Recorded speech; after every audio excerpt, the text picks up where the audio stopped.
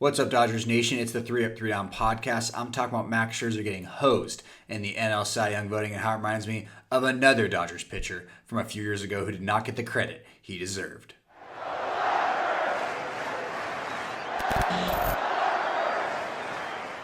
Welcome back to the 3 Up, 3 Down podcast. My name is Eric Yulo, your host for this 5-minute Dodgers Nation production. You can find me on Twitter and Instagram.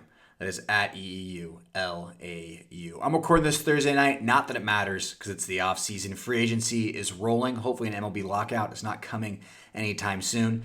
In case you're wondering why I'm wearing wired headphones like it's 2008 and I'm some slack-jawed high school kid sitting in the back of the car of the road trip ignoring everyone, I had ear surgery. Not that anyone tunes in to this podcast, my personal health. If you do, you're just a fine person. I really appreciate it.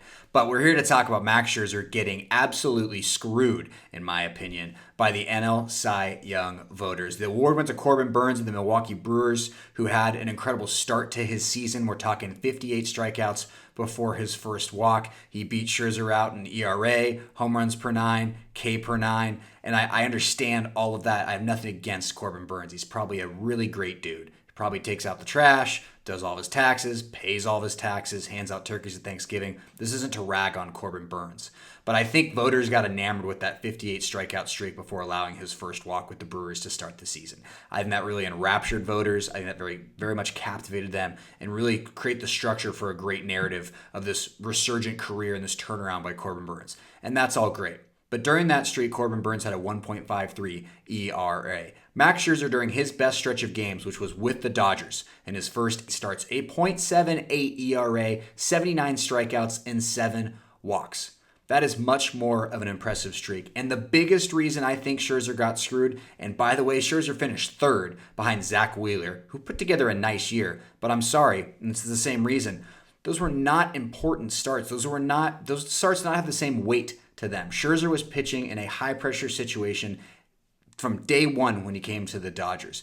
Heading into August, the Brewers had a 7-game lead in the NL Central. They weren't playing for anything. Corbin Burnes was under no pressure. Those weren't important starts. Yes, he pitched great, but every start for Scherzer was so important because of where the Dodgers were in the division. That same time period, the Dodgers were 3 games back of the Giants and chasing the Giants. Scherzer had to pitch great.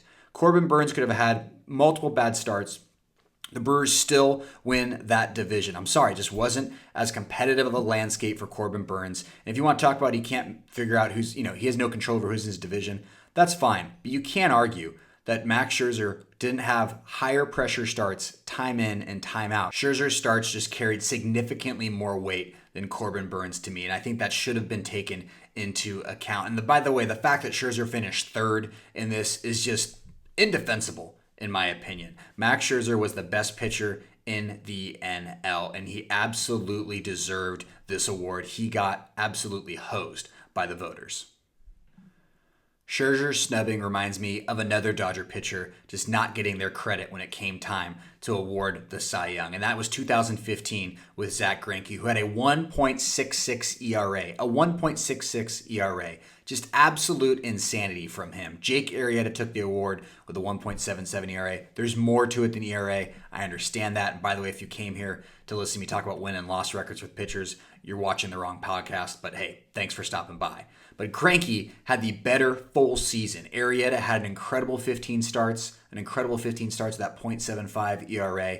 And hey, I get that. And he led in wins. Who cares? Greinke was so much better during that season. Maybe not so much better. Greinke was a lot better during that season. Greinke led the league in WHIP, ERA, ERA+, and had a scoreless streak of 45 2/3 innings. It just reminds me of another time of a Dodger getting absolutely screwed when it came time to voters. Maybe they just don't like voting for Dodgers after Kershaw took home all those awards. Maybe it is voter fatigue. That's it. That's all I got time for tonight. Brief announcement. This podcast will be on hold until the new year. Why? Because I've been given an incredible opportunity to join Dodgers Nation full time, which means I got to leave my current full-time job. A lot of life stuff to wrap up, a move, sell my car, all that fun stuff. But thank you to Gary, Clint, Brooke, Doug for bringing me on board full-time. I'm really excited to do this all of the time, whether that's writing articles, doing video work, and all of that fun stuff. So I'm not going anywhere. I'll be back. This isn't a goodbye. It's a see you later. And on that note, I will see you